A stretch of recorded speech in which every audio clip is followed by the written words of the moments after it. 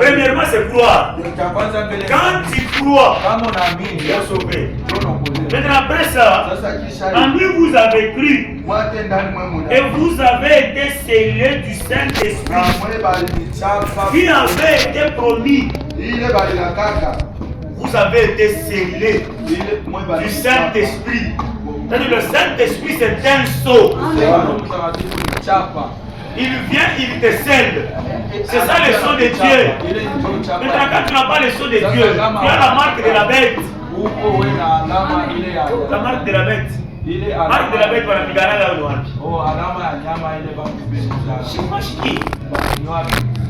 Jésus bénisse.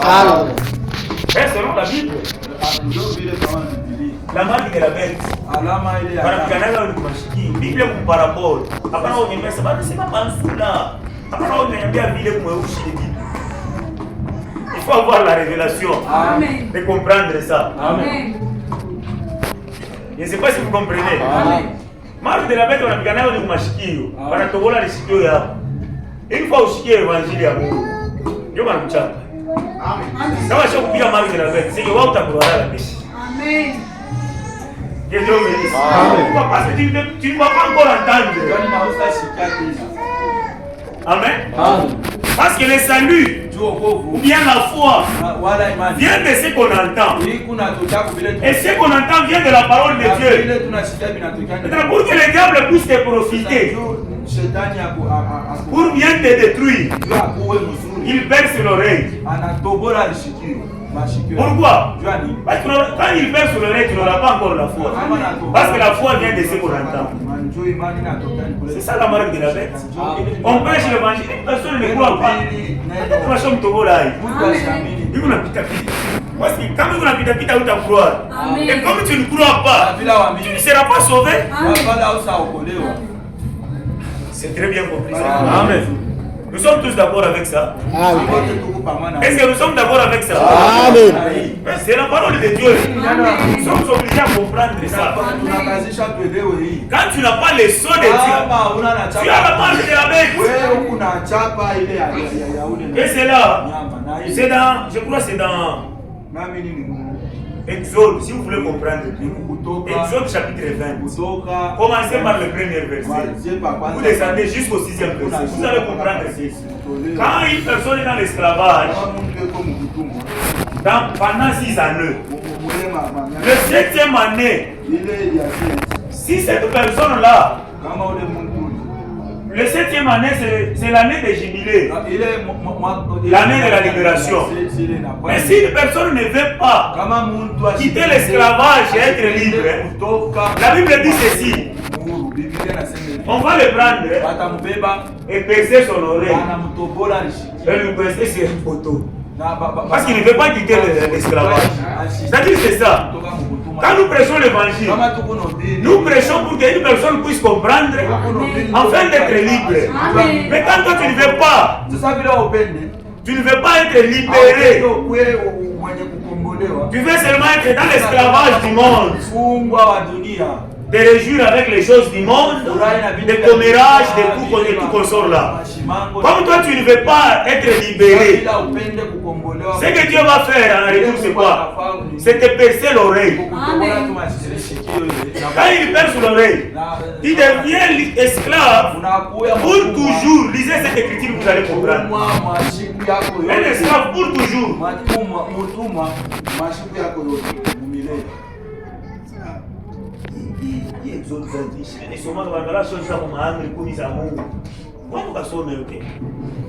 Que Dieu bénisse. Oui, c'est ça.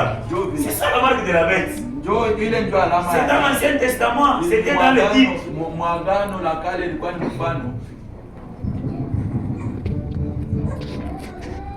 Vous avez été scellés du Saint-Esprit qui avait été promis, lequel est un gage de notre héritage. Oh, j'ai accepté le Seigneur Jésus-Christ comme étant mon Seigneur et mon Sauveur. C'est très bien. Amen. Il est mon sauveur, c'est très bien. Je crois que c'est ça. Amen. Quand tu acceptes comme ça, il devient automatiquement ton fiancé. Comme Paul a dit, je vous ai fiancé à Christ. Et nous sommes une fiancée à Christ. Maintenant, pour prouver que nous sommes des fiancés à Christ, qu'est-ce que Christ peut faire? Il vient avec la prédote. Il donne. C'est pourquoi la Bible dit ceci. Vous avez été scellés du Saint-Esprit qui avait été promis. Virgile. Lequel est un gage de notre héritage pour la rédemption de ce que Dieu s'est acquis à la louange de sa gloire. Quand Dieu te donne le Saint-Esprit, c'est pour ta rédemption. Il te donne le Saint-Esprit. Le Saint-Esprit est comme le sceau du salut. Pour prouver que celui-ci, je lui ai déjà racheté. Il est ma fiancée, il donne la prédote. Quand on parle du gage, le gage c'est la prédote. Quand quelqu'un n'a pas le Saint-Esprit, n'a pas la prédote, tu vas appeler Jésus. Oh, il n'est pas ton mari. Que Dieu bénisse. Ton mari. Ne l'ont pas une chrétienité formelle.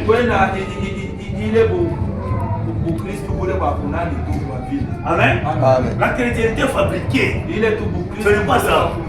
Soyez de vrais chrétiens. Et de vrais chrétiens sont celles-là qui reçoivent le Saint-Esprit.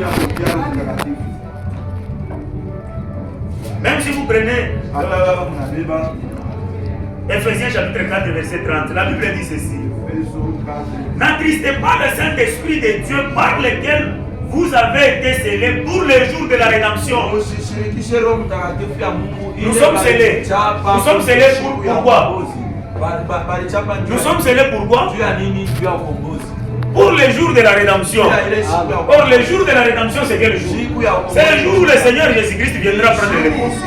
Et quand Dieu te donne le Saint-Esprit, il te donne ça pour le jour de sa venue. Amen. Amen. Maintenant, le Saint-Esprit est là pour le jour de la rédemption. Amen.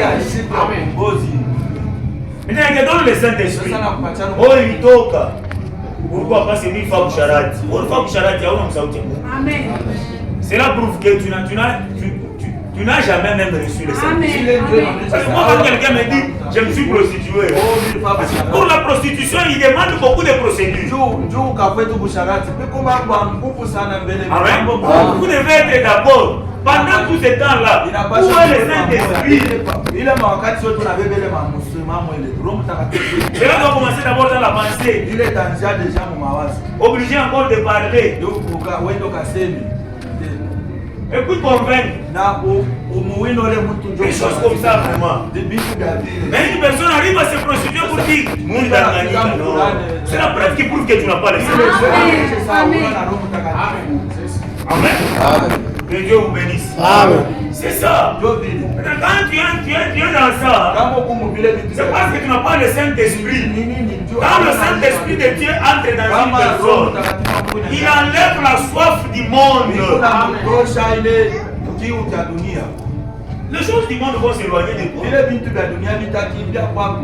Pourquoi? Il nous a été donné pour le jour de la rédemption.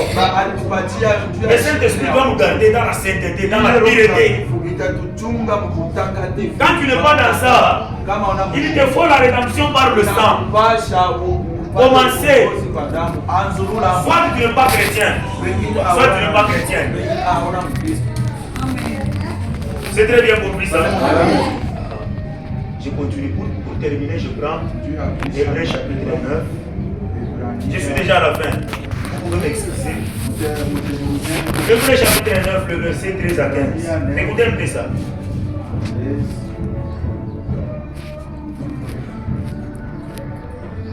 Que Dieu vous bénisse. Amen. Car si le sang de taureau et de bouc et le cendre d'une vache Répandez sur ceux qui sont souillés. Sanctifie et procure la pureté de la chair.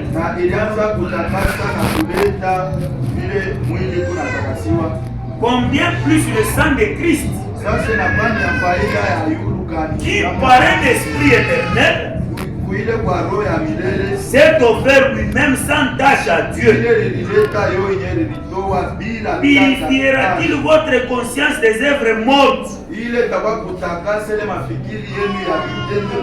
afin que vous serviez le Seigneur? Le sang des boucs et des taureaux, c'est dans l'ancienne alliance. La loi que Moïse avait donnée. Après avoir annoncé cela aux enfants d'Israël, il avait immolé des agneaux pour verser le sang sur la loi. Pourquoi? Comme signe d'alliance. Mais Jésus est venu avec son propre sang, par un esprit éternel. Il a versé son sang. Si son sang habite réellement en vous, cela sera incapable de purifier ta conscience avec les choses du monde. Ici chez nous, on ne force pas une personne pour vivre la parole. Mais si seulement tu peux expérimenter le véritable baptême du Saint-Esprit, ta conscience sera pure. Et Dieu va t'enlever dans les choses du monde. Quand tu traînes encore, peut-être l'incrédulité. Parce que l'incrédulité n'arrête jamais Dieu. Mais l'incrédulité arrête l'incrédulité. Dans les choses de Dieu, il n'y a pas de choses à forcer. On a Amen et tout. Pour vivre ça, tu as mon vie. C'est Dieu qui va vivre. C'est Dieu qui va vivre. Qu'est-ce que Paul disait? Ce n'est pas moi qui vis, c'est Christ qui vit à moi. Il ne fournissait pas des efforts. Pourquoi pas? C'est Christ qui vivait maintenant. Tu vas prendre ta place et tu vas vivre. Comme tu es en train de te forcer pour abandonner les péchés, il y a encore le toit là. Comme il y a toi là, tu ne sauras pas. C'est pourquoi il doit être racheté par le sang. Que Dieu bénisse. C'est ce que je suis en train de lire. Et c'est pour cela qu'il est le médiateur d'une nouvelle alliance. Afin que la mort était intervenue par le rachat. Le rachat des transgressions sous la première alliance.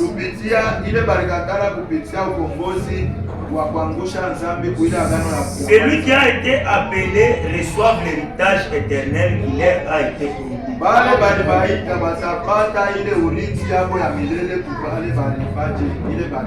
C'est l'héritage au singulier. Dans le deuxième alliance, l'héritage éternel qui a été promis, c'est le Saint-Esprit que nous parlons ici. Quelqu'un peut dire, l'héritage éternel, c'est le Saint-Esprit comment?